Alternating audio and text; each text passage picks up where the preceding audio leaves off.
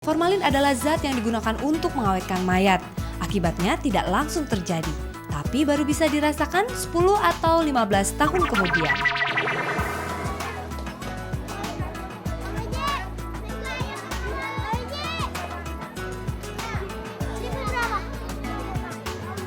Hati-hati terhadap apa yang kita makan adalah hal yang wajar.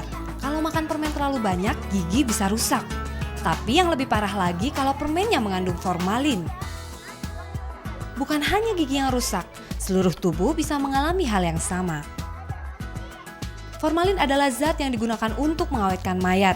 Akibatnya tidak langsung terjadi, tapi baru bisa dirasakan 10 atau 15 tahun kemudian. Nah, ini formalin itu dapat menimbulkan keracunan, itu dengan tanda-tandanya bisa kejang-kejang, mual dan sampai pingsan. Dan dalam jumlah yang lebih besar dia dapat menimbulkan kematian. Juga dia dapat menimbulkan sirosis atau kanker pada tubuh. Tanpa disadari, permen mengandung formalin ini sudah lama dijual di pasar dan swalayan. Seperti white rabbit, yang bungkusnya bisa juga dimakan karena mengandung agar-agar, manisan asam kiamboy, permen anggur, dan lain-lain. Formalin apa sih? Formalin itu kan pembeku mayat. Menurut kamu sebaiknya pemerintah menangani kasus formalin gimana? Musnahin aja formalinnya supaya nggak ada korban lagi. Kamu sarannya apa buat pemerintah? Jangan dilakukan razia lebih banyak lagi biar nggak ada permen formalin lagi. Sekarang memang nikmat makan permen, tapi kalau sakit parah di kemudian hari, pastinya tidak menyenangkan lagi.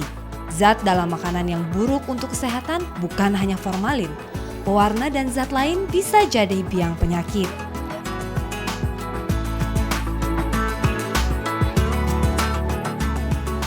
Pada akhirnya kami bisa membuktikan kalau anak-anak Indonesia itu nggak kalah dibandingkan dengan anak-anak yang Ini adalah Stefani Sena, murid kelas 3 SMAK IPK Internasional di Jakarta. Ia meraih medali emas dalam Olimpiade Biologi yang berlangsung di Kanada. Ia mengalahkan semua pelajar pintar lain dari seluruh dunia. Tentunya prestasi yang diraih oleh Sena tidak datang dengan tiba-tiba.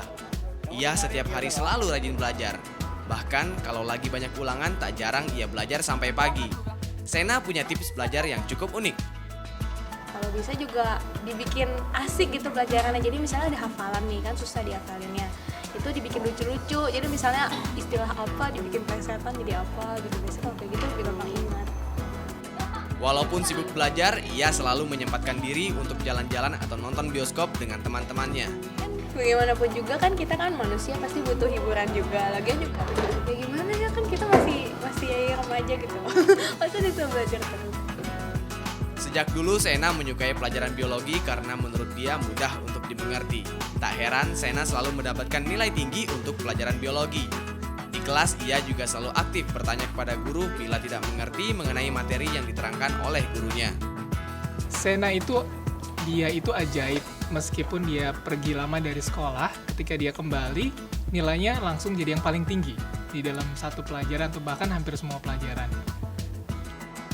Sena ingin sekali menjadi dokter dan ingin menemukan obat yang mampu menyembuhkan penyakit kanker. Hal ini didorong oleh kenyataan karena ibundanya meninggal akibat penyakit kanker. Jangan lupa untuk selalu dekat sama Tuhan. Karena bagaimanapun juga kita manusia itu kalau kita dekat sama Tuhan pasti kita akan diberikan kekuatan lebih lagi untuk menjalani hidup ini gitu. Hal ini membuat Sena termotivasi untuk selalu kuat agar ia bisa menjadi orang yang berguna. Kesuksesan orang bisa menjadi motivasi untuk terus berprestasi. Pencapaian Sena bisa menjadi inspirasi untuk berusaha dan berdoa lebih kuat.